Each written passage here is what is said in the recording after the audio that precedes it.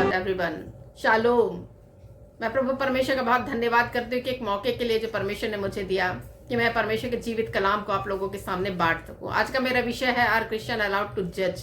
क्या मसीहियों को न्याय करने की अनुमति है? तो यहाँ पे हम देखेंगे मत्ती रचित सुसमाचार 7 अध्याय उसका पहला पद, जिसमें इस प्रकार से लिखा हुआ है, दोष मत लगाओ कि तुम पर भी दोष ना लगाया जाए। इंग्लिश में यदि पढ़ा जाए तो यहाँ पे लिखा हुआ है, जज not that you be not judged. तो यहाँ पे बहुत सारे लोग जो है उसको मिसअंडरस्टैंडिंग उनको होती है और वे कहते हैं कि मसीहियों को जो है वो, क्रिश्चियंस को जो है वो जज करने की अनुमति नहीं है, क्योंकि लिखा हुआ है जज नॉट। तो हम यहाँ पे कुछ शिक्षाओं को मैं लेकर आई हूँ और मैं विश्वास करती हूँ ये शिक्षाएं आप लोगों को बहुत आशीष कर पाएंगे और इस वचन से आप लोग बहुत आयत की आशीषों को प्राप्त करेंगे और बहुत सारी शिक्षाओं को आप ग्रहण कर पाएंगे। तो यहाँ पे हम देखते हैं कि बहुत सारे लोगों में ऐसी चर्चा होती है कि क्रिश्चियंस जो है वो जज नहीं कर सकते, लेकिन मैं आप लोगों को कुछ 3 पॉइंट्स को लेकर आई हूँ, 3 मूलभूत सिद्धांत को मैं लेकर आई हूँ, 3 मूलभूत पॉइंट्स को मैं लेकर आई हूँ और मैं विश्वास करती हूँ आप लोगों को ये बहुत अच्छा लग पाएगा। तो जिस प्रकार हम जानते हैं प्रियो कि बहुत सारे लोग इस प्रकार की बातों को कहते हैं, विशेषकर मैं उन लोगों को बोलना चाहूंगी जो अनैतिक कार्य करते हैं, पाप में जीवन है, अंधकार में जीवन है, परंतु फिर भी वे कहते हैं कि यदि कोई दोष लगाए उन पर और यदि कोई जज करे तो वो कहते हैं कि आपको जज करने की अनुमति नहीं है। तो इस प्रकार से हम देखेंगे कि क्या मसीही जज कर सकते हैं, इस विषय पे हम देखेंगे। तो पहला इसका पॉइंट, ये जो पहला पॉइंट मैं लेकर आई वो है, क्या हम क्या जज नहीं कर सकते, व्हाट वी कैन नॉट जज, हम क्या चीज को जज नहीं कर सकते। तो इसमें हम देखते हैं कि हम किसी के साल्वेशन को, किसी के उद्धार को जज नहीं कर सकते। हम नहीं कह सकते किसी के बारे में कि कोई स्वर्ग जाएगा, कौन नरक जाएगा, किसने उद्धार को प्राप्त कर लिया है, कौन प्रभु में है, कौन प्रभु में नहीं है। ये जज करना मसीहियों को जो है वो अलाउड नहीं है। जिस प्रकार से फॉर एग्जाम्पल मैं कहूँगी, बहुत सारे ऐसी गवाहियां, मैंने जीवित गवाहियां सुनी है और मैं पर्सनली किसी को भी जानती हूँ जिसके जीवन में इस प्रकार से घटनाएं घटी हैं कि उसका पास्ट जो था, उसका बीता हुआ कल जो था वो बहुत खराब था, शराबों में और बहुत सारे बुरे कार्यों में वो पाप में जीवन उनका था, लेकिन अभी तो वर्तमान के समय में बहुत बदल कर प्रभु के कार्यों में अपना जीवन बिता रहे हैं और उद्धार का जीवन वो प्राप्त कर चुके हैं। लेकिन कई बार ऐसा होता है कि पाप में जीवन रहते हुए बहुत सारे लोग जज करते हैं और कहते हैं ये तो निश्चय जो है वो नरक जाने वाला है, ये तो कभी स्वर्ग जा नहीं सकता, इस प्रकार की बातों को कहते हैं। तो उस विषय में हम चर्चा ये करेंगे कि आपको अधिकार नहीं है किसी के साल्वेशन के बारे में जज करना, क्योंकि मत्ती रचित सुसमाचार 20 अध्याय उसका 16 पद कहता है, इस रीति से जो पिछले हैं वे पहले होंगे और जो पहले हैं वो पिछले होंगे। ये वचन हमको बताता है कि जो पिछले हैं वो पहले होंगे और जो पहले हैं वो पिछले होंगे, अर्थात जिन्होंने अभी वर्तमान के समय में उद्धार को प्राप्त नहीं किया है, प्रभु यीशु मसीह को ग्रहण नहीं किया है, अपने कार्यों से उन्होंने उद्धार को या छुटकारे को प्राप्त नहीं किया है, लेकिन कल यदि प्रभु का अनुग्रह उस पर हुआ तो जरूर वो जो है वो अपने बुरे कार्यों को छोड़कर, अंधकारमय कार्यों को छोड़कर, पाप में बातों में जो है वो लिप्त है, उसको छोड़कर जो है वो एक अच्छे और सुरक्षित स्थान में वो जाने के योग्य हो सकता है यदि प्रभु का अनुग्रह उस पर हुआ। तो बहुत सारे लोगों के जीवन में प्रभु का अनुग्रह होता है, क्योंकि निरंतर उसके परिवार के लोग प्रार्थना करते हैं, प्रार्थना और दुआओं में जो है वो जीवन को बिताते हैं। तो इस प्रकार से हम जानते हैं प्रियो कि पाप में जीवन में लोग जो है वो बिताया करते हैं तो वो उद्धार को प्राप्त कर सकते हैं। इसलिए हम किसी के साल्वेशन के बारे में जज नहीं कर सकते कि वो कौन जो है वो स्वर्ग जा सकता है, कौन प्रभु के निकट है, कौन प्रभु के निकट नहीं है। लेकिन प्रभु सबको अवसर दिया है, सबको बुलाहट दिया है कि वो उसके प्रभु ने सबको बुलाहट दी है कि उसके निकट आए और उद्धार का जीवन को प्राप्त करे। आज साल्वेशन जो है वो बह रहा है, लेकिन हम देखते हैं प्रियो कि लोग जो है वो उसको लेने के लिए कई लोग जो है वो नहीं आ रहे, लेकिन हमको दुआ करने की जरूरत है। और जब हम दुआओं में जो है वो हाथों को उठाते हैं और दुआएं जब करते हैं, लोग निश्चय उद्धार को जो है वो प्राप्त करेंगे। दूसरी जो बात है वो है कि हम किसी के कैरेक्टर के बारे में जो है वो जज नहीं कर सकते, क्योंकि फॉर एग्जांपल मैं आपको समझाने के तौर पर बताना चाहूंगी कि किसी व्यक्ति ने किसी दूसरे व्यक्ति की हत्या की, आपने देखा, आप उसको कह सकते हैं, आप जज कर सकते हैं कि हाँ इसने पाप किया है, इसने हत्या की है, ये दंड के योग्य है, ये जज कर सकते हैं आप। लेकिन आप ये नहीं कह सकते हाँ मैं तो जानता ही था कि ऐसा करने वाला है, इसका तो व्यवहार ही ऐसा है, इसका स्वभाव ही ऐसा है, ये तो पियक्कड़ है, ये तो व्यभिचारी है, इसके खानदान के सारे लोग बेकार हैं। ये जो बात आप चर्चा करते वो गलत हो जाती है, क्योंकि आपको इस घड़ी ये जज करना है कि उसने क्या किया। उसने अभी के समय क्या किया, उसने अभी के समय क्या पाप किया, उसने अभी के समय किसी की हत्या की है और वो हत्यारा है और वो उस दंड के योग्य है। ये जज करना है आपको। तो आप किसी के कैरेक्टर के बारे में जज नहीं कर सकते कि ये खराब स्त्री है, ये खराब पुरुष है। इस प्रकार की चर्चाओं को या इस प्रकार का कैरेक्टर के ऊपर जो है वो आप जज नहीं कर सकते। हालेलुया। इसी प्रकार से प्रियो, दूसरी जो पॉइंट्स है वो है कि हम क्या जज कर सकते हैं, व्हाट वी कैन जज, हम क्या जज कर सकते हैं। तो यहाँ पे भी जानना बहुत जरूरी है कि तो ऐसी क्या बात है जिसको हम जज कर सकते हैं। तो आप पाप को जज कर सकते हैं। आप जज कर सकते हैं कि किसी के पाप किसके पाप जो है वो क्या है। जिस प्रकार से मैंने बोला कि कोई हत्यारा है, आपने देखा, वो आप जज कर सकते हैं कि ये दंड के योग्य है और इसको दंड मिलना चाहिए। किसी ने चोरी की, आपने देखा, आप कह सकते हैं कि हाँ ये चोर है, इसने गलत काम किया है, और काम के आधार पर यदि उसने पाप किया है तो निश्चय आप जज कर सकते हैं कि इसने पाप किया है और ये जो है वह दंड के योग्य है और सचमुच में से ये जो है वो पापी है। आप जज कर सकते हैं। तो इसी प्रकार से आप निकाल लेंगे पहला कुरिन्थियों की किताब 5 अध्याय उसका पहला और दूसरा पद, जहाँ इस प्रकार से लिखा हुआ है। यहाँ तक सुनने में आता है, यहाँ तक सुनने में आता है कि तुम में व्यभिचार होता है, वरन ऐसा व्यभिचार जो अन्य जातियों में भी नहीं होता, कि एक मनुष्य अपने पिता की पत्नी को रखता है। और तुम शोक तो नहीं करते, जिससे ऐसा काम करने वाला तुम्हारे बीच में से निकाला जाता, परंतु घमंड करते हो। ये प्रभु का जीवित वचन है जो बताता है कि एक पुरुष जो है अपने पिता की पत्नी को ही रख लेता है। तुम शोक नहीं करते परंतु घमंड करते हो, अर्थात कुछ नहीं बोलते उसको। ये पाप में जीवन, एक ये स्वभाव और ये जो कार्य है वो जो गलत है उसके विरोध में आप उठते नहीं है। कहा जाता है कि यदि आप किसी गलत काम के विरोध में नहीं है तो आप उसमें सहमत हैं। तो आप समझ लीजिए, यदि आपके आसपास, आपके घराने में, आपकी कलीसिया में, आपके समाज में किसी प्रकार की गलत बातें चल रही हैं और आप चुप हैं, तो इसका मतलब आप उसमें पूरे बराबरी के सहयोगी हैं, आप बराबरी से उसमें सहमत हैं। तो इसी प्रकार से पौलुस ने लिखा हुआ है कि आप जो है ऐसे गलत काम का जो है विरोध नहीं करते, शोक नहीं करते, दुख नहीं होता आपको, परंतु घमंड करते हो, उसका साथ देते हो। तो ये भाइयों, ये नहीं होना चाहिए। उसी प्रकार से पहला कुरिन्थियों 5 अध्याय उसका 9 पद यदि पढ़ेंगे तो उसमें इस प्रकार से लिखा हुआ है। पहला कुरिन्थियों 5 अध्याय उसका 9 पद इस प्रकार से लिखा हुआ है। मैंने अपनी पत्री में तुम्हें लिखा है कि व्यभिचारियों की संगति न करना। इस प्रकार से पौलुस ने लिखा 9वां पद में कि व्यभिचारियों की संगति न करना। लेकिन एक पद के द्वारा होकर आप जो है वो प्रचार नहीं कर सकते कि व्यभिचारियों की संगति नहीं ही करना है। बाइबल में लिखा कि व्यभिचारियों की संगति नहीं करनी है, ये आप नहीं कह सकते, क्योंकि आगे अभी पढ़ना है हमको। 10वां पद पढ़िए।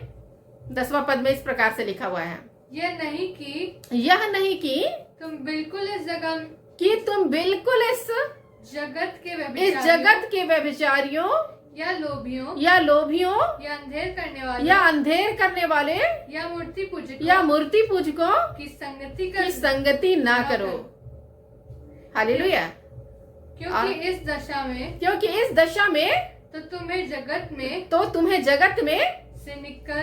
तो तुम्हें जगत में से निकल ही जाना पड़ेगा, निकल ही जाना होगा। तो इस प्रकार से पौलुस प्रेरित की कुरिन्थियस मंडली को लिखी गई पत्री हमको बताती है। वो कह रहा है कि मैं ये नहीं कह रहा हूँ कि व्यभिचारियों की संगति ही ना करो। मैं ये कहना चाह रहा हूँ, यदि आप व्यभिचारियों, लोभियों, अधर्मियों, मूर्ति पूजकों की संगति यदि आप नहीं करेंगे, तो यदि मैं ऐसा कह दूंगा अंधेर करने वाले की संगति नहीं करेंगे, तो इस दशा में तो आपको जगत से निकल जाना पड़ेगा। परंतु मैं आगे 11वां पद पढ़ेंगे। परंतु मेरा कहना यह है कि यदि कोई भाई कहलाकर व्यभिचारी या लोभी या मूर्ति पूजक या गाली देने वाला या पियक्कड़ या अंधेर करने वाला हो तो उसकी संगति मत करना। आगे, वरन ऐसे मनुष्य के साथ खाना भी ना खाना। प्रभु का वचन कहता है प्रियो कि यदि कोई प्रभु में आ चुका है, अब वो साल्वेशन को ग्रहण कर चुका, उद्धार को प्राप्त कर चुका है, नई सृष्टि बन चुका है, पुरानी बातें उसकी बीत चुकी हैं और नए तरीके से नए सिरे से उसने जन्म ले चुका है, फिर भी वो लोभ करता है, फिर भी वो व्यभिचारी है, फिर भी अंधेर करने वाला है, फिर भी मूर्ति पूजक की जैसा जीवन को बिता रहा है, तो प्रभु का वचन कहता है ऐसो की संगति करना ही नहीं, वरंतु प्रभु का वचन कहता है कि आप तो जो है ऐसे के साथ खाना भी ना खाना। तो ये वचन हमको बताता है कि ऐसे की संगति हमको करनी नहीं है और ऐसे के साथ खाना भी हमको नहीं खाना है। ये प्रभु का जीवित वचन हमको बताता है। तो इस प्रकार से हम जज कर सकते हैं कि किसके साथ हमको उठना है, किसके साथ बैठना है, किसके साथ खाना है और किस रीति से हम पाप का, उसके कार्यों के द्वारा पाप का जो है वो हम जज जो है वो कर सकते हैं। इसी प्रकार से प्रभु का वचन हमको कहता है पहला कुरिन्थियों 6 अध्याय उसका 2 पद, क्या तुम नहीं जानते कि पवित्र लोग जगत का न्याय करेंगे? इसलिए जब तुम्हें जगत का न्याय करना है तो क्या तुम छोटे से छोटा झगड़े का भी निर्णय करने के योग्य नहीं हो। इस प्रकार का पौलुस कह रहा है कि आपको तो इतना बड़ा अथॉरिटी मिला, इतना बड़ा अधिकार मिला है कि आप जगत के पवित्र लोग जगत का न्याय करेंगे, तो क्या आप छोटे छोटे न्याय जो है वो नहीं कर सकते? और इसी प्रकार से पहला कुरिन्थियों 6 अध्याय उसका 3 पद पढ़ेंगे। क्या तुम नहीं जानते कि हम स्वर्गदूतों का न्याय करेंगे? तो क्या संसारिक बातों का निर्णय ना करें। अब वो इतनी बड़ी अधिकार को पौलुस दे रहा है और बाइबल हमको इतने बड़े अधिकार को दी हुई है। वो कह रहा है कि आप जो है वो हम जो है स्वर्गदूतों का न्याय करेंगे। जब स्वर्गदूतों का न्याय करने की इतना अधिकार हमको प्राप्त हुआ है, तो क्या जगत के संसारिक जो चीजें हैं जिसमें हम जीवन बिता रहे हैं, क्या हम छोटे से छोटे का न्याय हम ना कर सके? इस प्रकार का प्रभु का वचन हमको बताता है प्रियो कि हमको न्याय के लिए जो है वो हम जो है वो दूसरे के पास जाते हैं, हम गैर मसीहियों के पास जाते हैं। प्रभु का वचन पहला कुरिन्थियों 6 अध्याय उसका 1 पद में लिखा है, क्या तुम में से किसी को यह हियाव है कि दूसरे के साथ झगड़ा हो तो फैसले के लिए अधर्मियों के पास जाए और पवित्र लोगों के पास ना जाए? पौलुस कहता है कि यदि आप लोगों के बीच में झगड़े लड़ाइयां हैं, यदि किसी प्रकार का कुछ भेदभाव है, किसी प्रकार का मुकदमे कुछ गलत बातें हैं, तो आप जो है वो कोर्ट जाते हैं और कहीं जाते हैं, किसी और के पास जाते हैं, तो जरूरी यह है कि आप पवित्र लोगों के पास जाएं ताकि वो जो है वो आपका न्याय चुका सके। हालेलुया। तो इसी प्रकार से प्रियो मैं कहना चाहूंगी, आज भाई भाई जो है झगड़े लड़ाई करते हैं, भाई भाई के विरोध में जो है वो होता है। मैं मसीहियों भाइयों के बारे में बात कर रही हूँ, सगे भाई बहनों के बारे में बात नहीं कर रही हूँ, लेकिन आज जो है मसीह पर जो है मुकदमे ठोकता है, आज वो जो है उसको कटघरे पर खड़ा करता है, आज जो है उसको जो है वो पूरी रीति से जो है वो कोर्ट केस करके जो है वो मुकदमेबाजी करके जो है वो लड़ाई झगड़े जो है वो मचाते हैं। आज जो है प्रेम जो है वो ठंडा होता हुआ नजर आता है। इसी प्रकार से यदि पवित्र बाइबल में हम पढ़ेंगे कि प्रेरितों के काम 6 अध्याय उसका 3 पद, प्रभु का वचन हमको बताता है, जो पवित्र आत्मा और बुद्धि से परिपूर्ण हो ऐसे 7 व्यक्तियों का चुनाव किया जाए। कलीसिया में पहले ऐसे चर्चा थी, पहले ऐसी बातें थी कि 7 व्यक्तियों का जो है वो चुनाव किया जाता था। आज भी ऐसा है कि पंच जो है वो कमेटी जो है वो बैठती है, कमेटी मेंबर्स का चुनाव होता है, पंच जो है वो चुने जाते हैं ताकि वो जो है वो निर्णय ले सके कलीसिया में क्या गलत बातें हो रही है, कि किस प्रकार का जो है वो गलत चीजें कलीसिया में हो रही है, तो गलत चीजें कलीसिया में ना हो करके जो है बहुत सारे लोगों को बैठाया जाता है ताकि वे न्याय कर सके। तो आज हम देखते हैं कि बहुत सारे लोग जो है वो चर्चेस में अपने मुकदमे को ना लाके जो है वो अधर्मियों के पास अर्थात अन्य जातियों के पास जो है मुकदमे को लेकर जाते हैं ताकि वो उसका जो है वो न्याय को कर सके। लेकिन क्या ऐसी बातें हैं, इसको भी हमको देखना बहुत जरूरी है कि क्या कारण है कि मसीहियों के पास, पवित्र लोगों के पास जो है वो मसीही लोग जो है वो अपने फैसले को लेकर नहीं आते। तो आज हम देखते हैं प्रियो, जिस प्रकार बाइबल हमको बताती है, 7 ऐसे सुनामियों पुरुषों को जो बुद्धि और पवित्र आत्मा से परिपूर्ण हो, ऐसे व्यक्ति को चुना जाए ताकि वो सही फैसला दे सके परमेश्वर की आत्मा को प्राप्त करके। तो आज हम देखते हैं इसकी बहुत सारी कमी है, क्योंकि बहुत सारे लोग जो है वो पदों को लालच में जो है वो पदों का चुनाव होता है और जो है अपने जो है वो गुटबंदी करके जो है वो चुने जाते हैं। तो इस प्रकार से हम देखते हैं कि पवित्र आत्मा की उपस्थिति नहीं होती और जिसके कारण जो है वो न्याय जो है सही नहीं होता। इसलिए मसीही लोग जो है वो उनका जो है वो विश्वास जो है चर्च कलीसिया पर से जो है वो उठता हुआ नजर आ रहा है। इसलिए प्रियो, ये बहुत जरूरी है कि ऐसे व्यक्तियों का चुनाव किया जाए जो निश्चय बुद्धि और ज्ञान से परिपूर्ण हो और पवित्र आत्मा की सामर्थ्य उनमें पाई जाती है और निरंतर प्रार्थना करने वाले हो सके। क्योंकि कोई भी न्याय आता है तो जरूरी ये है कि हम सबसे पहली बात जो है वो परमेश्वर को ये सारी चीजों को जो है दे और उनसे पूछे कि क्या हमको निर्णय करना चाहिए। क्योंकि हम जानते पुराना नियम हमको बताता है, निर्गमन की किताब 18 अध्याय उसका 13 पद जो है वो हमको बताता, हम पढ़ लेंगे। निर्गमन की किताब 18 अध्याय उसका 13 पद, जिसमें इस प्रकार से लिखा हुआ है, दूसरे दिन मूसा लोगों को न्याय करने को बैठा और भोर से सांझ तक लोग मूसा के आसपास खड़े रहे। यह देखकर कि मूसा लोगों के लिए क्या क्या करता है, उसके ससुर ने कहा, यह क्या काम है जो तू लोगों के लिए करता है? क्या कारण है कि तू अकेला बैठा रहता है और लोग भोर से सांझ तक तेरे आसपास जो है वो खड़े रहते हैं? इस प्रकार की जो बातें हैं मूसा के जीवन में आई कि वो न्याय करने के लिए जो है वो सुबह से शाम हो जाती थी, उसको न्याय करते करते लोग आसपास खड़े रहते थे, लाइन से खड़े रहते थे लोग और जो है उन मूसा न्याय करता रहता था। और मूसा जो है उसका ससुर इत्रो जो है जब उससे पूछता है, क्या कारण है, मैं तुझे देख रहा हूँ सुबह से शाम तक तू बैठा, लोग तेरे आसपास खड़े हैं, ये क्या बात है? तब मूसा कहता है कि ये लोग जो है मेरे पास न्याय के लिए आए हैं कि मैं इसका न्याय चुकाऊं और मैं परमेश्वर के साथ मैं बैठूं और परमेश्वर से मैं पूछता हूं, परमेश्वर की आत्मा मुझे बताती है कि किसका क्या न्याय है और उसके अनुसार मैं इनको उत्तर देता हूं, इनका जो क्वेश्चन है उसका हल निकालता हूं और वे जो है वो चले जाते हैं। तो उसका ससुर इत्रो कहता है कि ये तो बड़ा बोझ का काम है, ये तो बहुत भारी काम है, इसको तू अकेले करता है, तो जरूरी है कि तुम जो है वो हजार आप पढ़ेंगे निर्गमन की किताब 18 अध्याय उसका 21 पद में इस प्रकार से लिखा हुआ है, फिर तू इन सब लोगों में से ऐसे पुरुषों को छांट ले जो गुणी, परमेश्वर का भय मानने वाले, सच्चे और अन्याय के लाभ से घृणा करने वाले हो और उनको 1000, 100, 50 और 10 मनुष्यों के ऊपर प्रधान नियुक्त कर दे। तो इस प्रकार उसके ससुर ने कहा कि तुम जो है ऐसा करो कि 1000, 100, 50 और 10 मनुष्य के ऊपर जो है वो प्रधान ठहरा दो और ये लोग न्याय करे। जो भी व्यक्ति इनके पास न्याय लेकर आए अपना और ये हल निकाले, यदि कोई कठिन हल जिसका ये हल ना निकाल सके उसको आपके पास जो है वो लेकर आए और मूसा जो है उसका हल को परमेश्वर से पूछकर जो है वो बताया, तब तेरा जो है वो बोझ जो है वो हल्का होगा। इस प्रकार के उसके ससुर ने सम्मति दी, क्योंकि उसके ससुर ने इसमें कहा है कि मेरी सम्मति जो है वो ग्रहण करो। 19 पद कहता है, इसलिए अब मेरी सुन ले और मैं तुझको सम्मति देता हूं और परमेश्वर तेरे संग रहे।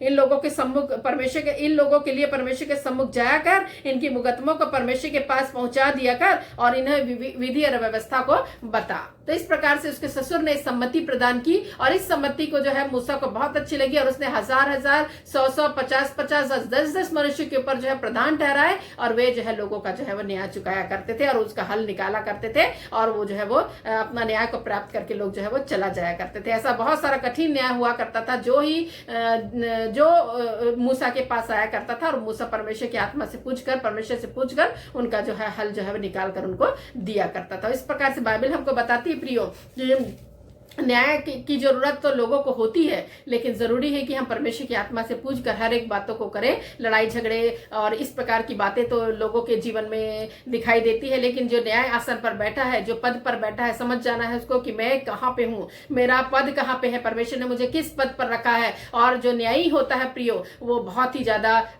फेथफुल होना चाहिए और पारदर्शिता उसके न्याय में होनी चाहिए। जिस प्रकार मैं एक कहानी को आप लोगों के सामने शेयर करूंगी, जो स्कूल की कहानी है, मुंशी प्रेमचंद की, हिंदी के कवि है जो लेखक है जो उसके बारे में जो है आप लोगों ने सुना होगा। पंच परमेश्वर करके कहानी थी जो मुझे अभी याद आ रही है कि जिसमें दो दोस्त थे, अलगू चौधरी और जुम्मन शेख करके, और बहुत घनिष्ठ मित्र थे। कुछ भी काम होता था एक दूसरे से मिलकर करते थे और बहुत घनिष्ठता थी उनके अंदर। और जो है वो लोग आसपास उस गांव में रहा करते थे, किसी की भी जरूरतों के लिए जो है वो खड़ा हुआ करते थे।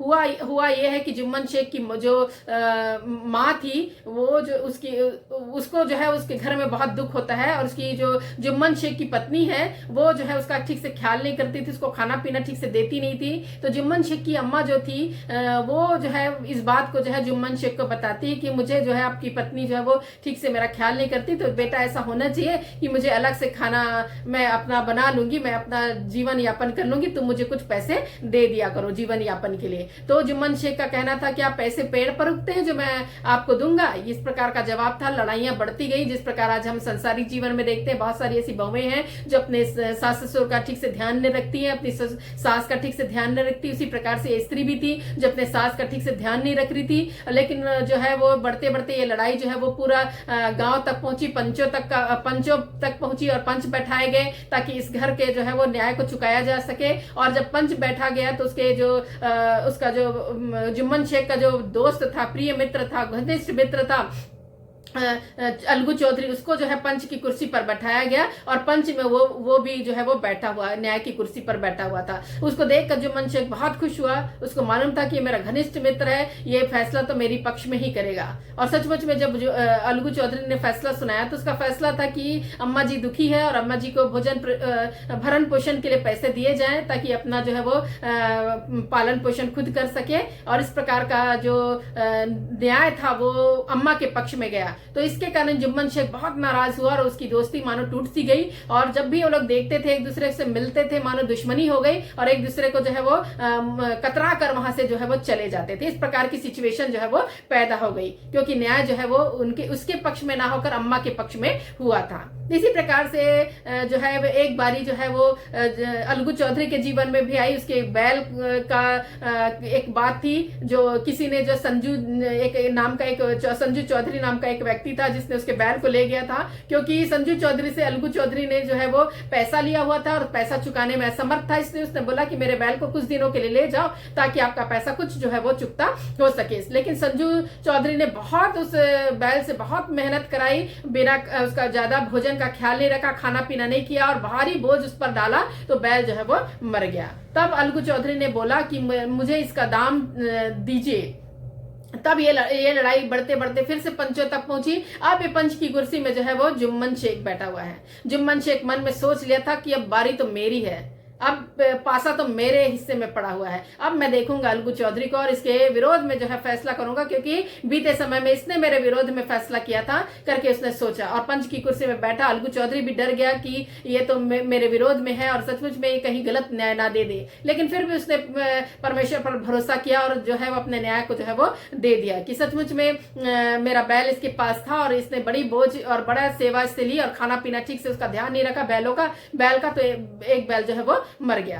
तो फैसला जो है वो जब जुम्मन शेख जो है वो न्याय की कुर्सी पर बैठा था, जुम्मन शेख ने अलगू चौधरी के ही पक्ष में जो है वो न्याय किया। वो चाह कर भी उसके विरोध में जो है वो न्याय ना कर सका, क्योंकि न्याय की कुर्सी इस प्रकार की होती है प्रियो कि वो जो है वो सही फैसले करने के लिए जो है व्यक्ति बाध्य होता है। मानो ऐसा लगता मानो वो वर्ड जो है वो परमेश्वर के मुख से निकला हुआ है। ऐसे हमारा परमेश्वर है जो न्यायी है, जो न्याय के आसन पर बैठा है, इसलिए कोई रिश्तेदारी नहीं, कुछ नहीं, परंतु न्याय जब होता है प्रियो ये रिश्तेदारी और पहचान और घनिष्ठ मित्रता के द्वारा नहीं होती, परंतु जो है वो न्याय पर होती है। न्याय जो है पारदर्शिता को दिखाती है। इसी प्रकार से जब चर्च के लोग जो है वो आप चुने जाते हैं न्याय आसन पर, समझना है आपको कि आप न्याय की कुर्सी पर बैठे हैं। आपको कोई रिश्तेदारी नहीं, कोई सगे संबंधी नहीं, आपका काम है न्याय करना। इससे जरूरी है कि जो जिस रीति से केस आता है, कोई भी आपके जीवन में कुछ प्रकार का न्याय करने की बारी आती है, आप पारदर्शिता का बहुत ही उचित जो है वो न्याय करें, क्योंकि प्रभु का वचन हमको बताता है, पहला कुरिन्थियों की किताब 6 अध्याय उसका 9वां पद कहता है, क्या तुम नहीं जानते कि अन्यायी लोग परमेश्वर के राज्य के वारिस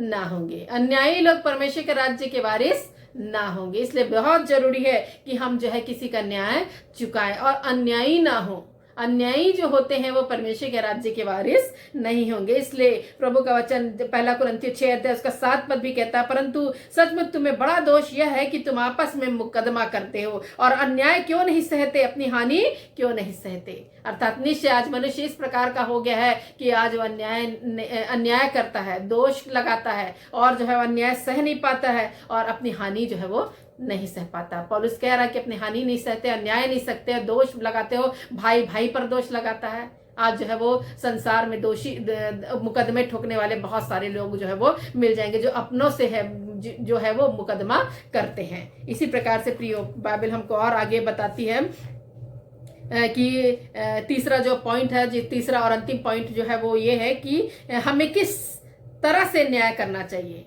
हमें किस तरह से जज करना चाहिए। हाउ शुड वी जज, हमको किस तरह से जज करना चाहिए।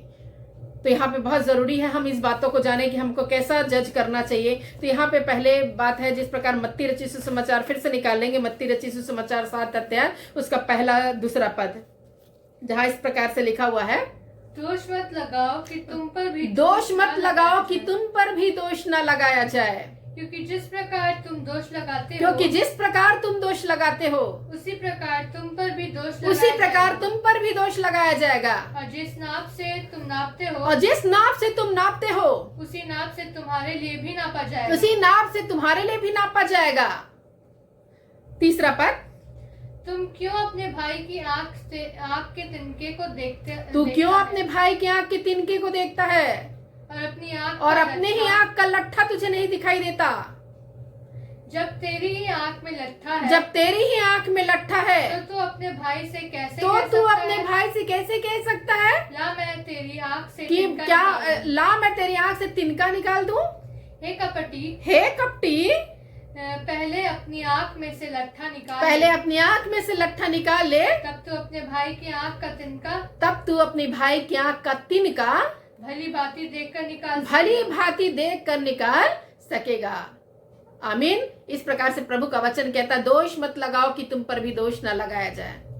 आज लोग जो दोष लगाते हैं, लेकिन यहाँ पे प्रभु यीशु मसीह का तात्पर्य है, प्रभु यीशु मसीह का कहने का तात्पर्य ये था, उस समय सिचुएशन ये थी, प्रभु के वचनों को आगे पीछे देखकर हम समझ सकते हैं कि क्या सिचुएशन चल रही है, किस संदर्भ में प्रभु यीशु मसीह ने इस बातों को, इस स्टेटमेंट्स को दिया है। तो हम यहाँ पे देखते हैं, प्रभु यीशु मसीह ने कहा, जज नॉट, दोष मत लगाओ, जज मत करो, क्योंकि तुम पर भी दोष ना लगाया जाए। तो प्रभु यीशु मसीह का कहना है, जिस रीति से तुम दोष लगाते हो उसी प्रकार से तुम पर भी दोष लगाया गया, जिस नाप से तुम नापते हो उससे तुम्हारे लिए भी नापा जाएगा। प्रभु यीशु मसीह का कहना का तात्पर्य यह था, उस समय ऐसा था, फरीसी सदूकी लोग क्या करते थे, अपने आप में तो खुद पाप में जीवन बिताते थे, अपने आप में तो बहुत सारी गलतियां थी, लेकिन फिर भी दूसरों की छोटी सी गलतियों को देखकर जो है वो दोष लगाया करते थे, जज करते थे, न्याय करते थे उनका। इसलिए प्रभु यीशु मसीह ने कहा कि दोष मत लगाओ कि तुम पर भी दोष न लगाया जाए, क्योंकि जिस रीति से, जिस बातों पर तुम दूसरे पर दोष लगा रहे हो, वही बातें तुम्हारे जीवन में आएगी, उसी बातों पर तुम्हारे लिए भी, तुम्हारे में भी लेखा लिया जाएगा, और जिस नाप से तुम नाप रहे हो उसी से आपके लिए भी नापा जाएगा। इस प्रकार से प्रभु यीशु मसीह ने कहा। और स्पष्ट बात है, तीसरे पद में कहता है कि हे भाई, तू अपने भाई की आंख के तिनके को देखता, तुझे अपने आंख का लट्ठा तुझे नहीं दिखाई देता। तेरे आंख में तो मोटा सा लट्ठा है, परंतु वो तुझे नहीं दिखाई दे रहा, परंतु दूसरे का आंख का तिनका दिखाई दे रहा है, और कह रहा है कि ला मैं तेरी आंखों का तिनका निकाल दूं। तो जरूरत नहीं है, पहले अपनी आंखों का लट्ठा निकाल लो, तब तुम दूसरे के तिनके को भली भांति देख कर निकाल सकोगे। प्रभु यीशु मसीह का वचन था कि पहले अपनी बुराइयों को दूर करो, पहले अपने आप में जो दोष है उसको दूर करो, फिर तुम दूसरे के न्याय करने के लिए जो है वो बैठो, या दूसरे का जो है वो न्याय चुकाओ। हालेलुया। बहुत ही समर्थी वचन है कि पहले अपनी आंखों का लट्ठा हमको निकालने की जरूरत है, तब हम दूसरे के गलतियों को, दूसरे के पापों को, दूसरे के अपराधों के लिए बोलने के लिए जो है वो हिम्मत जुटा सकेंगे, और दावे के साथ हम कह सकेंगे कि आप में ये गलती है, आपको इसको दूर करने की जरूरत है। जब हम खुद गलत हैं, और जब हम में खुद भी कितनी प्रकार की प्रॉब्लम्स है और गलत है और पापी हैं, तो हम कैसे दूसरे के पापों को बोल सकते हैं कि आप पापी हैं, तुम पाप में अपना जीवन बिता रहे हो, पहले सुधरने की जरूरत है। वो हो सकता है उलट के जवाब दे, पहले अपने आप को देखो, पहले अपने आप को देखिए आप कितने पानी में है, ये कह सकता है। इसलिए जरूरी है प्रियो इस वचन के अनुसार समझने की कि पहले हमको अपने आप को देखना है कि हम क्या हैं, और पवित्र वचन हमको कहता है कि हमको अपने आप को पहले देखने की जरूरत है कि हम क्या हैं। इसी प्रकार से बाइबल में एक सत्य घटनाओं को हम पढ़ते हैं जो बहुत ही ज्यादा पॉपुलर है, कहना चाहिए, बहुत सारे लोग इसका जो है इस बात को लेते हैं। तो यहाँ पे हम देखते हैं कि एक व्यभिचारिणी स्त्री थी जो व्यभिचार में पकड़ी गई थी, जो पाया जाता है यूहन्ना रचित सुसमाचार 8 अध्याय। उसमें जो है मैं आप लोगों को बताना चाहती हूँ कि एक व्यभिचारिणी स्त्री थी जो व्यभिचार में रंगे हाथों पकड़ी गई थी। मूसा के नियम के अनुसार वो मार डाली जाएगी, उसको मार डाला जाएगा, पत्थरवा करके वो मार डाली जाएगी, क्योंकि मूसा का नियम था कि जो भी ऐसा व्यभिचार करते पकड़ा जाए, कोई भी हो, वो जो है पत्थरवा करके मार डाला जाएगा। और इसी प्रकार से वो रंगे हाथों पकड़ी थी। बहुत सारे लोग जो है वो जो है फरीसी लोग जो है वो शास्त्री और फरीसी जो है वो एक स्त्री को जो है प्रभु यीशु मसीह के पास लाकर पूछने लगे, ये व्यभिचार में ये स्त्री पकड़ी गई है, अब इसका क्या करे, इसका न्याय किस रीति से चुकाया जाए, क्योंकि मूसा की व्यवस्था ये कहती है कि इसको पत्थरवा करके जो है वो मार डाला जाए। आप पढ़ेंगे यूहन्ना की किताब 8 अध्याय उसका 7 पद। जब वे उससे पूछते ही रहे तो उसने सीधे होकर उनसे कहा, तब उसने सीधे होकर, अर्थात यीशु मसीह ने सीधे होकर उनसे कहा, तुम में जो निष्पाप हो, बड़े ध्यान से सुनिए, तुम में जो निष्पाप हो वही पहले उसको पत्थर मारे। ये प्रभु यीशु मसीह का वचन था, स्टेटमेंट था कि जो भी पहला पत्थर वही मारेगा जो निष्पाप हो। तुम में जो निष्पाप हो वही पहले पत्थर उसको, इस स्त्री को जो है वो मारने के लिए योग्य है। और प्रभु यीशु मसीह, प्रभु का वचन कहता है, झुककर भूमि पर प्रभु यीशु मसीह कुछ लिखने लगे, और जो है वहां से प्रभु का वचन कहता है कि हर एक लोगों ने अपना पत्थर वहीं पे छोड़कर हर एक लोग जो है वो निकल गए। कोई भी वहां योग्य ना निकला जो निष्पाप हो और वो पत्थर उठाने की योग्य हो, या एक जन तो कोई मारा, ऐसा कोई भी स्टेटमेंट ये बाइबल हमको नहीं बताती। प्रभु का वचन कहता है सब लोगों ने जो है वो अपना पत्थर वहीं छोड़कर जो है वो छोटे से लेकर बड़े तक जो है वो निकल गए। यीशु मसीह जो है वो अकेले रह गए और वो स्त्री जो है वो वहां पे खड़ी थी। और जो है प्रभु यीशु मसीह 10वां पद कहता है, यीशु ने सीधे होकर उससे कहा, अर्थात उस स्त्री से कहा, हे नारी वे कहाँ गए? क्या किसी ने तुझ पर दंड की आज्ञा नहीं दी? उसने कहा, हे प्रभु किसी ने नहीं। अर्थात प्रभु यीशु मसीह ने पूछा, क्या तुझ पर किसी ने दंड की आज्ञा नहीं दी? उस स्त्री ने कहा, हे प्रभु किसी ने मुझ पर दंड की आज्ञा नहीं दी। वो स्त्री समझ गई थी कि मैं पापी हूँ, मैं अपराध में पकड़ी गई हूँ, मैं व्यभिचार में पकड़ी गई हूँ। लेकिन यहाँ पे यीशु मसीह का बहुत ही नम्र स्वभाव, बहुत ही दया का स्वभाव, बहुत ही क्षमाशीलता का स्वभाव हम देखने में पाते हैं। कोई स्त्री को प्रभु यीशु मसीह ने क्षमादान दिया। आगे हम पढ़ेंगे तो पता चलता है हमको। यीशु ने कहा, मैं भी तुझ पर दंड की आज्ञा नहीं देता। जा और फिर पाप ना करना। यहाँ पे ये इसका अर्थ ये नहीं है कि प्रभु यीशु मसीह ये कहना चाह रहे कि वे बेचारी लोग जो है उसको प्रभु यीशु मसीह क्षमा कर देंगे। प्रभु यीशु मसीह ने उस स्त्री को क्षमा किया, लेकिन कहा कि जा फिर पाप ना करना था। तो उसको प्रभु यीशु मसीह ने पापी ही समझा और पापी ही रीति से उसको देखा कि ये पापिनी ही स्त्री है, ये बेचारनी ही स्त्री है, और इसीलिए कहा कि जा फिर पाप ना करना। अर्थात प्रभु यीशु मसीह का वचन यहाँ पे बताता है, यहाँ पे जीवित वचन कलाम हमको बताता है कि ये व्यभिचार पाप है। और इसीलिए प्रभु यीशु मसीह ने कहा, जा ऐसे काम फिर ना करना, ऐसे पाप भरे जीवन में मत बिताना, अब छोड़ दे, चली जा, तू स्वतंत्र हो गई। ऐसे पाप से, ऐसे अपराध से, ऐसे व्यभिचार के श्रापों से तू छूट गई है, अब स्वतंत्र होकर चली जा करके प्रभु यीशु मसीह ने उससे विदा किया और उस पर दंड की आज्ञा नहीं दी, क्योंकि निष्पाप जो थे सिर्फ यीशु मसीह थे। उनको अधिकार था इसको पत्थरवाह करने का, उसको प्रभु यीशु मसीह को अधिकार था इस स्त्री को जो है वो सजा देने का, परंतु यीशु मसीह ने माफ किया। आज हम भी अपने जीवनों में देखते हैं कि बहुत सारे पाप और श्रापों में जीवन जो है वो लोग जो है वो बिताया करते हैं, परंतु प्रभु से यदि क्षमा मांगा जाए तो प्रभु यीशु मसीह भी कहते हैं कि जा तेरे पाप क्षमा हुए, फिर पाप ना करना। और निश्चय इस बात को सुनकर यदि कोई अपने पापों से मन फिरा लेता है तो निश्चय जो है उसके कई पापों पर जो है वो पर्दा डलता है, प्रभु यीशु मसीह से माफ करते। प्रभु का वचन कहता है, धन्य वो व्यक्ति जिसके धर्म का लेखा यहोवा ना ले। तो सचमुच में ऐसे व्यक्ति धन्य होते हैं जिसके धर्म का लेखा प्रभु परमेश्वर ना ले, और प्रभु यीशु मसीह अपने लहू से जो है वो धोकर शुद्ध और साफ करो। यहाँ पे पता चलता है, यहाँ पे हम देखने में पाते हैं प्रियो कि पहले अपने आप को देखने की जरूरत है। जिस प्रकार प्रभु यीशु मसीह ने कहा, जो निष्पाप हो वही पहला पत्थर उठाए। तो पहला पत्थर यदि हम किसी पर उठाते हैं, न्याय के लिए जब खड़े होते हैं, दोष लगाने के लिए जब खड़े होते हैं, पहले अपने आप को जज कर लेना है, पहले अपने आप को देख लेना है, क्या हम सही हैं, क्या हम जज करने के योग्य हैं, क्या हम में किसी प्रकार का कोई पाप गुनाह और अपराध भरा जीवन हम तो नहीं बिता रहे हैं, तभी हम किसी दूसरे को जज करने के योग्य हो सकते हैं। हालेलुया। इसी प्रकार से प्रियो, आपको जो है प्रभु का वचन जो है इस प्रकार की बातों को, इस प्रकार की शिक्षाओं को देता है, और मैं विश्वास करती हूँ ये वचन आप लोगों को आशीष कर पाएगा। सब लोगों को God bless all of you, सबको परमेश्वर आशीष दे इस वचन के द्वारा। अभी एक छोटी सी प्रार्थना कर लेंगे, और सचमुच में ये प्रार्थना बहुत जरूरी है कि मैं लोगों के लिए प्रार्थना कर सकूं, वो लोगों के लिए जो निश्चय पाप पापमय जीवन को अभी बिता रहे हैं और उद्धार का जीवन उन्होंने प्राप्त नहीं किया है और सचमुच में प्रभु की महिमा में शामिल नहीं हुए हैं, प्रभु के उद्धार में शामिल नहीं हुए हैं, जरूरी है कि आप आ जाएं। प्रभु आपको बुला रहा है, प्रभु की बुलाहट को सुनकर आप जरूर आइए। हालेलुया, प्रार्थना करेंगे। हालेलुया, हालेलुया, धन्यवाद धन्यवाद धन्यवाद पिता परमेश्वर। इस घड़ी समय प्रभु आपके चरणों के निकट आते हैं, आपके नाम का धन्यवाद करती हूं मेरे खुदावंत यीशु। अभी का समय है मेरे परमेश्वर कि मैं आपसे प्रार्थना करूं। इतने सुंदर वचन को आपने बोलने में परमेश्वर अगुवाई की है प्रभु परमेश्वर, इसके लिए धन्यवाद प्रभु। और निश्चय प्रभु ये वचन प्रभु परमेश्वर जिन्होंने सुना है प्रभु, जो सुन रहे प्रभु, जो सुनने वाले हैं प्रभु, वो प्रभु परमेश्वर के हृदय में प्रभु परमेश्वर कार्य करने पाए प्रभु, उनके गाट गाट और गुदे गुदे में आर पार छेद करके प्रभु परमेश्वर उनको नया करने पाए प्रभु। और ये वचन जो प्रभु परमेश्वर बोया गया है प्रभु, उनसे बहुत सारी शिक्षाओं को प्राप्त कर सके प्रभु। निश्चय प्रभु परमेश्वर अपने आप को शुद्ध पवित्र कर सके प्रभु, तभी न्याय के आसन पर बैठ सके मेरे प्रभु। मैं प्रार्थना करती हूँ, आपने बहुतायत की प्रभु आशीषों को दिया, बहुतायत का प्रभु अधिकार को दिया, अथॉरिटी को दी है प्रभु परमेश्वर मनुष्य जाति को कि वे जगत का न्याय करेंगे, वे स्वर्ग दूतों का न्याय करेंगे प्रभु। आज न्याय के आसन पर हम बैठते हैं प्रभु, क्योंकि प्रभु बैठने भी वाले हैं प्रभु परमेश्वर, क्योंकि ऐसे जगत का पूरे जगत का न्याय करने का अधिकार आपने दिया है, स्वर्ग दूतों का अधिकार न्याय करने का अधिकार आपने दिया प्रभु। और प्रभु संसार में जब हम पाए जाते हैं प्रभु, छोटे छोटे न्याय के लिए भी प्रभु परमेश्वर अन्य जातियों के पास चले जाते हैं। ऐसा ना हो प्रभु, पवित्र लोगों के पास लोग जाएं प्रभु और उनसे प्रभु परमेश्वर आपकी आज्ञाओं को पूछ कर परमेश्वर न्याय करने वाले हो सके और प्रभु उनका न्याय चुकाया जा सके प्रभु। मैं प्रार्थना करती हूँ मेरे खुदावंत यीशु,